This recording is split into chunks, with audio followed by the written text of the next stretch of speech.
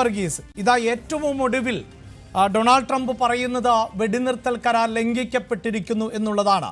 ഇസ്രായേലിനോട് ആവശ്യപ്പെടുകയാണ്, ആ പൈലറ്റുമാരെ നിങ്ങൾ തിരിച്ചു വിളിക്കണം, ഇനിയും ആക്രമിച്ചാൽ ഗുരുതരമാകും സാഹചര്യം എന്നുള്ളതാണ്. അതായത് അതിൽ നിന്ന് മനസ്സിലാക്കേണ്ടത് എന്തായാലും വെടിനിർത്തൽ പ്രാബല്യത്തിലായിട്ടില്ല. ട്രംപിന്റെ വാക്കുകൾ ഇസ്രായേലും ഇറാനും ഒരുപോലെ തള്ളിക്കളയുന്നു എന്നല്ലേ?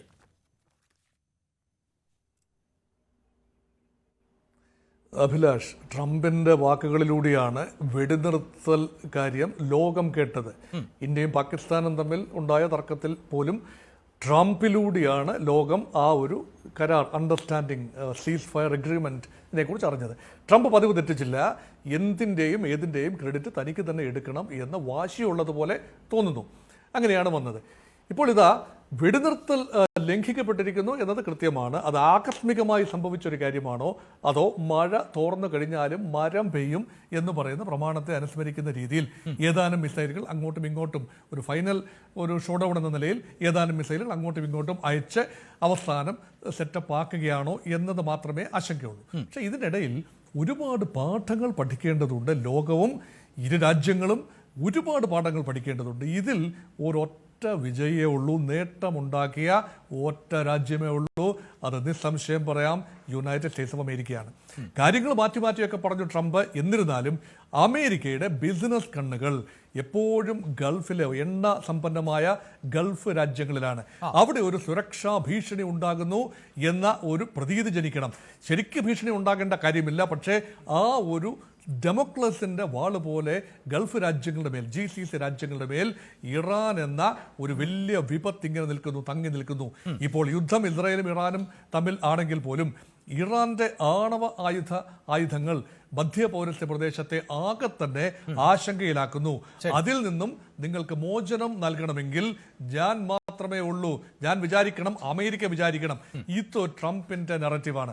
അതനുസരിച്ചാണ് അമേരിക്കയുടെ ആയുധ സന്നാഹങ്ങൾ, അമേരിക്കയുടെ സായുധ. പക്ഷേ അങ്ങനെയുള്ള ട്രംപിന്റെ ആ നരേഷൻ വിജയിച്ചു എന്ന് പറയാൻ ഈ ഘട്ടത്തിൽ സാധിക്കുമോ ഡോക്ടർ മോഹൻ വർഗീസ്? പ്രത്യേകിച്ച് ഇതാ ട്രംപ് വലിയ വീരവാദം മുഴക്കിയ ഒന്നായിരുന്നല്ലോ, അവിടുത്തെ ഫോർദോ ഉൾപ്പെടെയുള്ള ആണവ കേന്ദ്രങ്ങൾ ഞങ്ങൾ തകർത്തു എന്ന. പിന്നീട് പെന്റഗൺ തന്നെ തകർത്തു എന്നതിൽ നിന്ന് പിന്മാറുന്നു, വലിയ നാശനഷ്ടങ്ങൾ ഉണ്ടായി എന്ന് പറയുന്നു.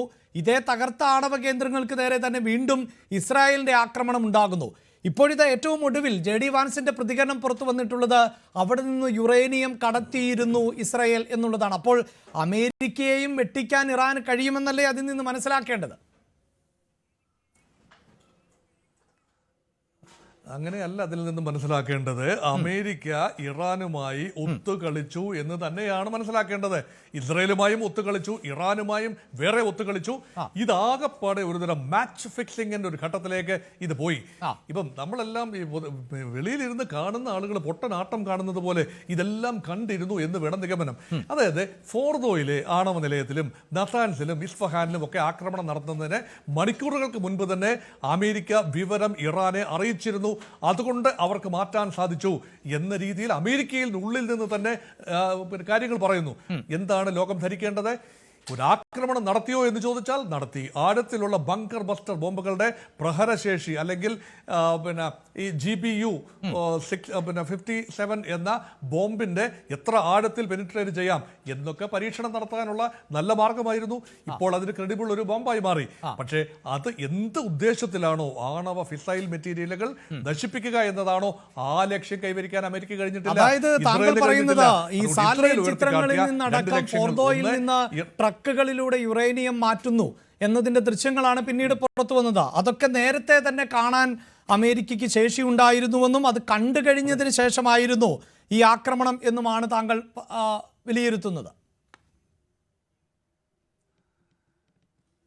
അത് മാത്രമല്ല, അതിനു മുൻപ് തന്നെ ഇറാനുമായി ധാരണയിലാണ്. നോക്കൂ, 2024 കഴിഞ്ഞ വർഷം ഏപ്രിലിൽ നടന്ന ആക്രമണം, ഇറാൻ ഇസ്രായേലിനെതിരെ 100-ൽ പരം മിസൈലുകൾ വർഷിച്ചു. അതിനു മുമ്പ് അമേരിക്ക അറിയിച്ചിരുന്നു, ഞങ്ങളിതാ മിസൈൽ വർഷം നടത്താൻ പോവുകയാണ്. അപ്പോൾ ഇതിൻ്റെ പേര് ഒത്തുകളി എന്നല്ല, ഇതിന് മറ്റെന്ത് പേരാണ് വിളിക്കുക?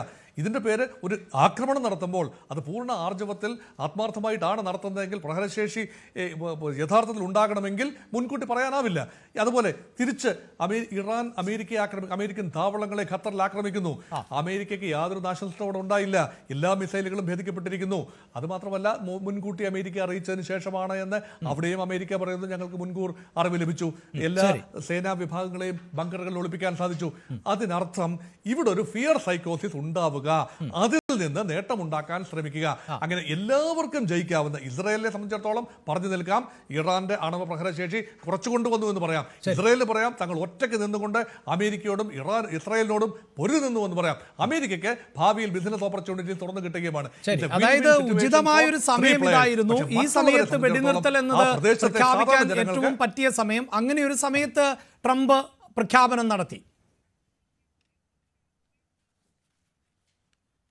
അങ്ങനെ വേണം കരുതാൻ. ആ സമയം നോക്കി, കൃത്യമായ സമയം നോക്കി വളയ്ക്കുകയേ ചെയ്യാവൂ, ഓട്ടിക്കരുത് എന്ന പ്രമാണം അന്വർത്ഥമാക്കുന്ന രീതിയിൽ ട്രംപ് അതിൽ പ്രതികരിച്ചു. അതിന്റെ നേട്ടം തന്റെ തൊപ്പിയിൽ മറ്റൊരു പൊൻതുവൽ കൂടി ചാർത്തപ്പെടുമെങ്കിൽ അത് നന്ന് എന്നും കൂടി ട്രംപ് കരുതിയിട്ടുണ്ടാവണം. അതായിരിക്കണം സംഭവിച്ചത്.